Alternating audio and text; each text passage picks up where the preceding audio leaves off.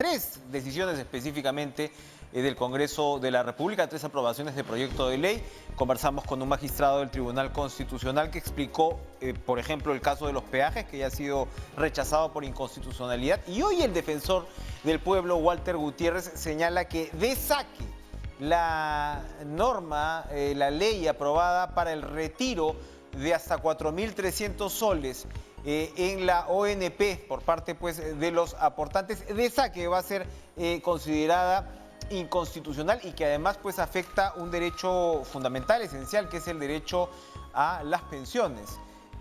Vamos a conversar con el defensor del pueblo, Walter Gutiérrez, para abundar y que nos explique y ver además si es que hay otras decisiones también controversiales del Congreso de los últimos días que podrían tener pues, consecuencias complicadas. Defensor, un gusto verlo, escucharlo. ¿Cómo está?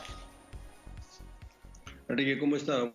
Buenas noches. ¿Cuál es el sentido de este comunicado tan contundente que ha publicado hoy la Defensoría del Pueblo? Bueno, en primer lugar quisiera decir que la semana pasada nosotros enviamos una carta abierta al presidente de la Así es. República donde solicitábamos que el Ejecutivo reconduzca su estrategia de combate contra la pandemia. Porque la Defensoría es un colaborador crítico, es decir, apoya a los poderes del Estado, pero desde cierto distanciamiento del poder. Ahora nos ha tocado también hacer más o menos lo mismo, pero esta vez con el Congreso, porque consideramos que la norma que se ha dado, si bien es cierto, puede tener un propósito noble, bien intencionado, es evidente que resulta contraproducente. Es verdad, como dice el comunicado, que hay un problema. Hay adultos mayores, personas mayores de 65 años, que han cotizado durante años, algunos incluso hasta cerca de los 20, no han llegado a los 20 años, y no tienen ningún tipo de prestación, ningún tipo de retribución. Ahí hay un problema, esto es injusto y hay que resolverlo. Pero también hay que tener en cuenta que este es un problema de diseño, hay un problema estructural en el sistema, porque es un sistema que está desfinanciado y que todos los años el Estado, es decir, todos los ciudadanos tenemos que, con nuestros impuestos, solventar el déficit que genera este sistema. Y precisamente por eso se ha creado una comisión multipartidaria y además de otros actores también políticos para darle una solución y generar un nuevo diseño que genere prestación para todos, pero que también al mismo tiempo lo haga sostenible desde el punto de vista económico. Entonces, en ese contexto, dar una norma como esta no suma, no contribuye a una solución, pero evidentemente esto no elimina el problema. El problema existe y tanto el Congreso como el Ejecutivo tienen que hacer esfuerzos para ponerse de acuerdo y encontrar una solución. El artículo 78 y el artículo 79 de la Constitución también son mencionados en el comunicado y esto se refiere al tema del equilibrio financiero. ¿Por qué se estaría rompiendo o por qué se estaría yendo contra estos artículos de la Constitución? Probablemente pareciera heterodoxo que la Defensoría del Pueblo mencione el equilibrio presupuestal, porque pareciera que esta es una tarea o un asunto de economistas, un asunto de financistas, o de repente el presidente del Banco Central de Reserva y no el defensor del pueblo. Lo que pasa es que los recursos son finitos, no es que sean infinitos. Y entonces el presupuesto de la República sirve para solventar otros derechos, como la salud, como la educación, como la infraestructura de distintos servicios. Y entonces, si usted rompe el equilibrio presupuestal, es evidente que afecta otros derechos. Y precisamente por eso es que el Congreso no tiene iniciativa de gasto, porque es un órgano político y a menudo existe la tentación de generar gasto.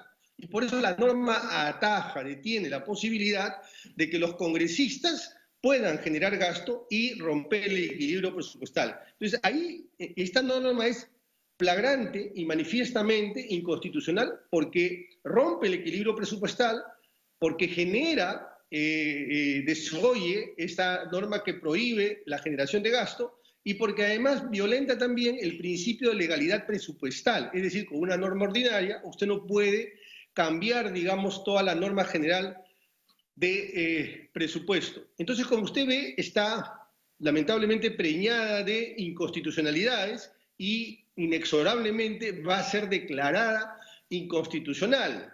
Entonces yo lo que creo es que el Congreso tiene que hacer política con mayúsculas, política en el sentido noble del término, es decir, tiene que buscar un acuerdo entre el Ejecutivo y ellos, es decir, el Congreso, porque el propio Tribunal Constitucional y la Constitución dice que ambos están obligados a ponerse de acuerdo. Esto se llama principio de colaboración. ¿Para qué? Para que los derechos se realicen, se materialicen. Y en un contexto como este, más todavía. Porque usted a un problema de crisis sanitaria, crisis económica, crisis alimentaria, no le va a sumar una crisis política. Entonces, yo diría, y ese es el propósito de la Carta, yo diría que ambos poderes del Estado tienen que buscar un espacio para poder hallar puntos de encuentro y encontrar una solución tanto para el problema al que me he referido inicialmente como para el problema estructural que ya tiene que ver con el rediseño del sistema. Ahora, hay una compleja relación ahí, defensor, porque, digamos, el Congreso, y ya me muevo en otra esfera, ¿no? Primero hay un impulso casi humano de los ciudadanos de si puede acceder a liquidez, hacerlo, ¿no? Sobre todo en estas circunstancias, a pesar de que se dé en un contexto populista. Y de otro lado, vemos hoy una encuesta de Ipsos, donde se ve que el Congreso ha sumado 4 puntos a su popularidad, que no será un salto cuántico, pero para los niveles parlamentarios algo es algo. Y ese algo es algo está relacionado muy seguramente con esta tentación populista que siempre está flotando en el ambiente y que sin duda en un momento, insisto, como el de la pandemia, puede tener, digamos, resonancia en parte de la población. Usted cuando reclama política con mayúsculas, reconozcamos que es un escenario complicado para que esto pueda imponerse. Sí, a ver, yo creo que hay que entender que violar la Constitución no es simplemente desoír un conjunto de páginas, un cuaderno cualquiera. Violar la Constitución tiene dos impactos muy significativos. Va a tener impactos sociales, impacto en los derechos y desde luego impacto en la economía. Cuando nosotros nos divorciamos, rompemos amarras con la Constitución, lo que va a generarse es un problema económico en el fondo, porque no va a haber inversión ni nacional ni extranjera. Vamos a horadar el presupuesto de la República y tarde o temprano lo vamos a pagar todos. Tarde o temprano este asunto nos va a costar a todos y va a ser muy difícil salir de la crisis. Tal vez hoy tengamos el espejismo del día a día. Es decir, hoy pareciera que estoy saliendo del problema, pero lo que estoy haciendo es hundiéndome más con este tipo de normas. Por eso nosotros con el mayor de los respetos, pero también con la mayor de las firmezas, le decimos al Congreso que entendemos el propósito que tiene esta norma, el sentido noble, como dije hace un momento, pero no es el camino. No es el camino porque esto lo van a pagar con salud, con vidas, con educación, miles de peruanos, porque todo va a ser muy difícil a partir de la transgresión de la Constitución. La Constitución no es una norma cualquiera, no es simplemente un prurito jurídico de respetar la Constitución, tiene que ver con derechos, tiene que ver con temas sociales, no tiene que ver simplemente con la literalidad jurídica. Así es.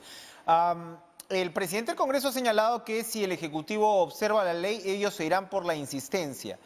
Y acá, como usted señala, es muy probable pues, que el Tribunal Constitucional declare de plano la inconstitucionalidad de la ley. Pero el daño ya no se habría hecho porque se va a cobrar la plata mientras eso ocurre, o se va a retirar la plata mientras eso ocurre. El Tribunal Constitucional pues, no oficia tan rápidamente sus sentencias. Bueno, quisiera decir dos cosas en relación a lo que usted me plantea. Primero, que en efecto cuando una norma es aprobada por el Congreso tiene lo que se llama la presunción de constitucionalidad y por lo tanto tiene vigencia hasta que el Tribunal Constitucional, que es el último intérprete de la Constitución, no decida que esa norma es inconstitucional. Es decir, si lo hace dentro de 6 meses, la norma habrá tenido vigencia 6 meses.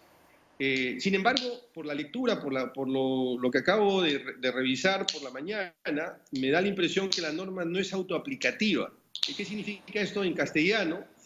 que la norma va a requerir algunos mecanismos de implementación, no es que se va a poder implementar inmediatamente. Ujú. Entonces, tal vez en el tiempo coincida este derrotero de aplicación con su declaratoria de inconstitucionalidad. Pero yo me pregunto, ¿para qué llegamos a eso?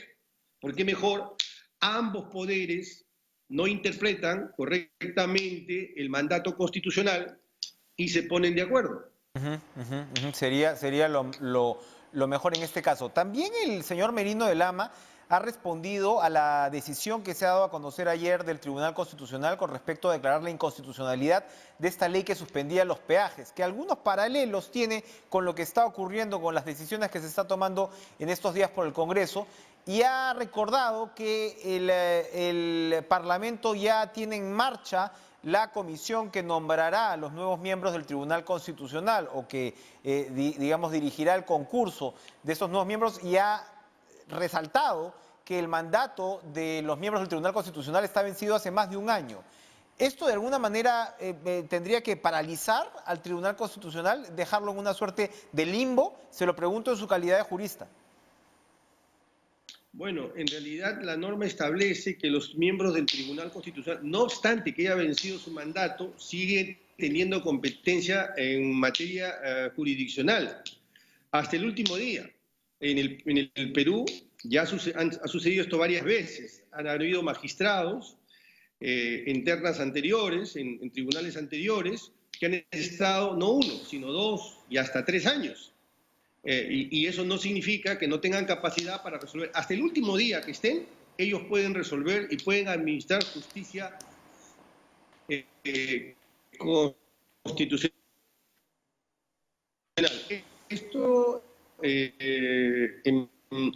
en primer lugar. Y en segundo lugar, usted tiene razón cuando dice que existen algunas similitudes, semejanzas entre la norma de peajes y esta de la ONP, y más bien debe llevarnos a reflexionar, porque el Congreso debe comprender que el sistema democrático constitucional no es solamente un sistema de derechos, es también un sistema de contrapesos, y la Constitución es un estatuto de poder. Ellos tienen el poder de dar normas.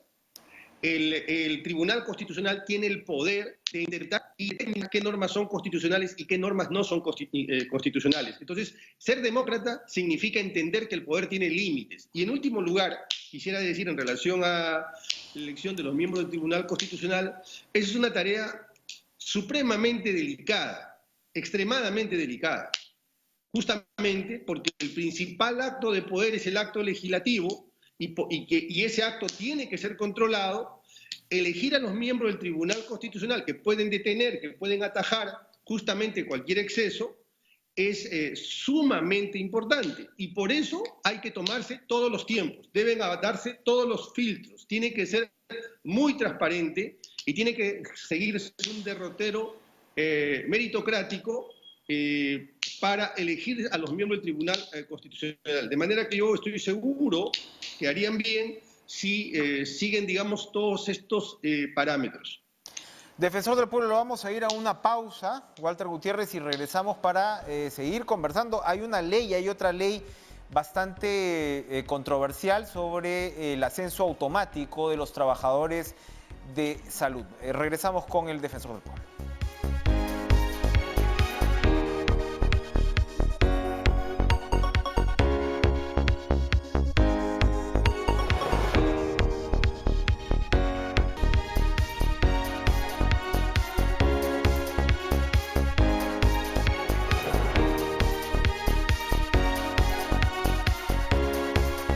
El peligro, Defensor del Pueblo, con el panorama de las pensiones no ha concluido. UPP ha pedido poner a debate el proyecto para retirar hasta el 100% de los fondos de las AFP, que es por supuesto otra cancha, pero también seguramente pues pondría en cuestión los derechos que usted mismo ha señalado para el caso de la ONP.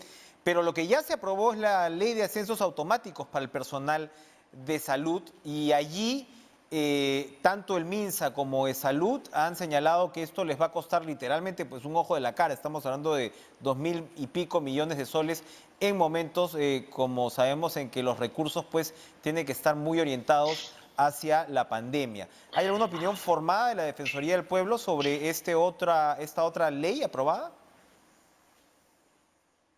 Bueno, en realidad me parece que es bastante más de la cifra que usted ha mencionado y eso es solo anualmente, ¿no? Ujú. Eh, bueno, sí, le Perdón, puedo es decir que aproximadamente 2.500 millones de soles sumado entre salud y el MINSA, solamente por el tema pues del sí. traspaso del CAS y este tipo de disposiciones, ¿no? Ujú.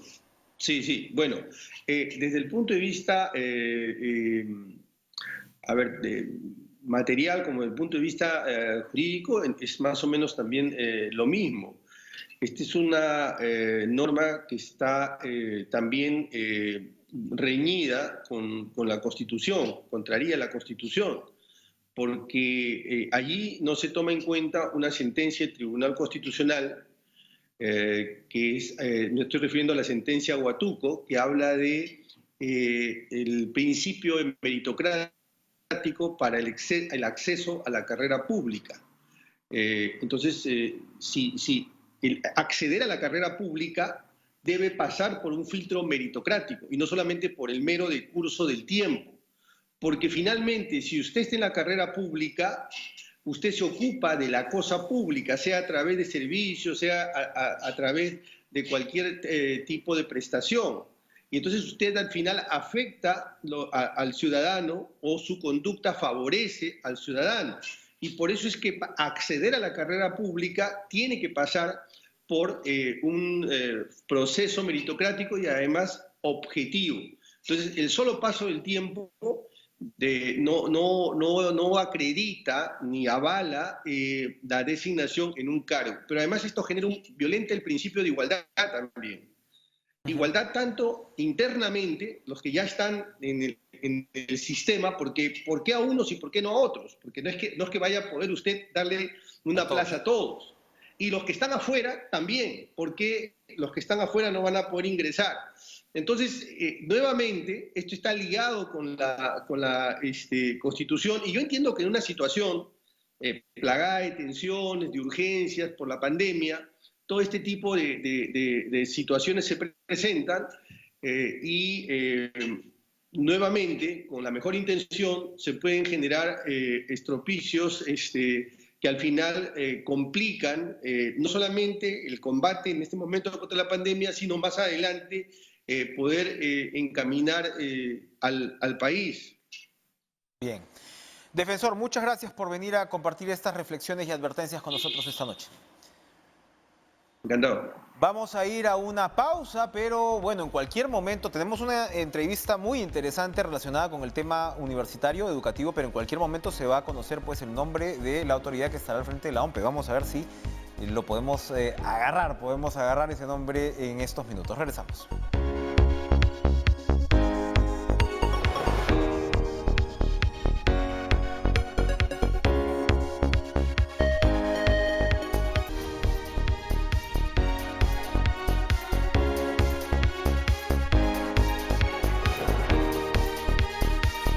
La FAO es una institución sin ánimo de lucro afiliada a la Universidad de Harvard en Estados Unidos que ha cumplido con o ha firmado un importante convenio por el cual 20 universidades públicas se encuentran recibiendo asesoría pues en educación virtual. Las clases están reiniciándose estos días. El semestre pasado fue el primero en realidad que se dictó, ¿no?, con estas herramientas y por supuesto la universidad pública necesita, ¿no?, un impulso adicional para poder estar a la altura de circunstancias tan desafiantes. Vamos a conversar con Angélica Natera, que es su directora ejecutiva. Esta noche le damos la bienvenida. ¿Cómo está usted, señora Natera? Gracias por estar con nosotros.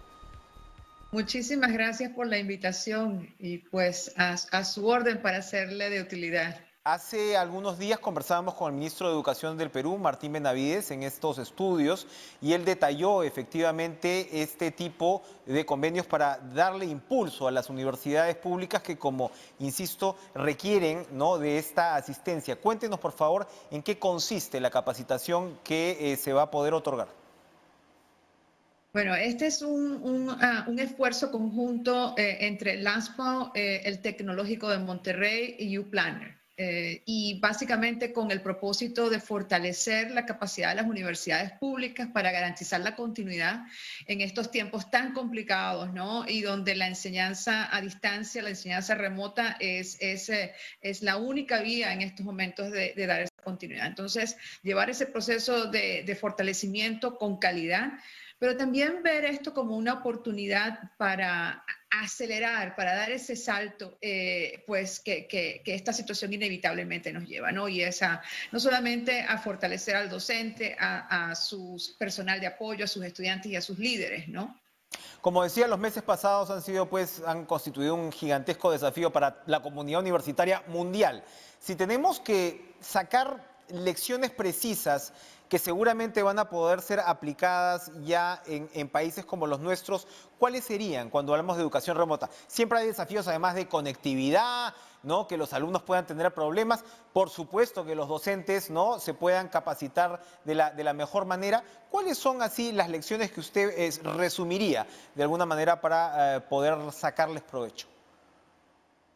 Bueno, yo veo esto como un gran reto, de hecho lo es, pero también es una extraordinaria oportunidad para precisamente replantearnos lo que enseñamos, cómo lo enseñamos y reflexionar aún más a quién enseñamos, ¿no? El estudiante, que al final es el propósito más importante de todo el proceso de educación. Entonces, esta pandemia lo que nos ha llevado es a dar ese paso acelerado a procesos que ya se vienen dando desde hace muchos años, pero que ahora la emergencia nos obliga a subirnos en ese tren. ¿Y eso qué quiere decir? ¿No? Que ahora tenemos la oportunidad, fíjese, yo estoy acá ahora con usted en su programa que se llama Cara a Cara, ¿no? Que además tiene un nombre extraordinario porque eso tiene un gran paralelo con precisamente lo que nos permite la educación ahora vía la tecnología, nos permite acceder a recursos que antes no era posible, nos permite incluso tener una cercanía y adaptarnos más al paso de aprendizaje del estudiante. Pero eso implica un repensar de lo que enseñamos y cómo lo enseñamos. La tecnología es un facilitador, pero si hay algo que en LASPAO destacamos desde el trabajo que venimos haciendo ya desde hace más de una década en procesos de innovación en enseñanza en las universidades, tiene que ver con precisamente con ese mindset, con la manera en cómo el docente concibe su rol en este proceso de enseñar y de generar un ambiente estimulante de aprendizaje, ¿no? Son claves absolutamente fundamentales en este caso. Angélica Natera, muchas gracias por su participación esta noche. Estaremos muy pendientes de los avances que se logren con esta colaboración. Estupendo, gracias a usted. Vamos a ir, tenemos una pausa más, ¿verdad? Bueno, en cualquier momento vamos a conocer el nombre de la nueva autoridad de la OMPE. Vamos a ver si eso no ocurre. En todo caso, recordemos pues que, y lo conversamos también con el ministro Martín Benavides en los últimos días, estábamos hablando con la señora Natera del tema universitario, pero el reparto de más de 1 millón de laptops, ¿no? De tablets, ¿no? Que han sido finalmente adquiridas, va a ser fundamental también para cerrar la brecha digital en lo que hablamos con ya la educación escolar. Estamos hablando de muchachos que van de cuarto de primaria hasta quinto de secundaria, y eso va a significar también otro desafío importantísimo, porque van a estar incluidas además las aplicaciones para lenguas originarias e incluso para el castellano como segunda lengua. Así que este tema del que estábamos hablando con la especialista, en este caso de LASPAO, se amplía, se extiende a todas las áreas de la educación, porque no sabemos en realidad en qué momento se va a poder regresar a una educación presencial, ¿no? A una educación presencial. Con esto, entonces, seguramente, como les digo, en los próximos minutos vamos a tener el nombre de la nueva autoridad de la OMPE, pero con esto le doy ya el pase a mi compañera Carolina Salvatore, que se encuentra lista para trasladarnos una vez más vía remota a Manchester, Carolina. ¡Ay, qué lindo!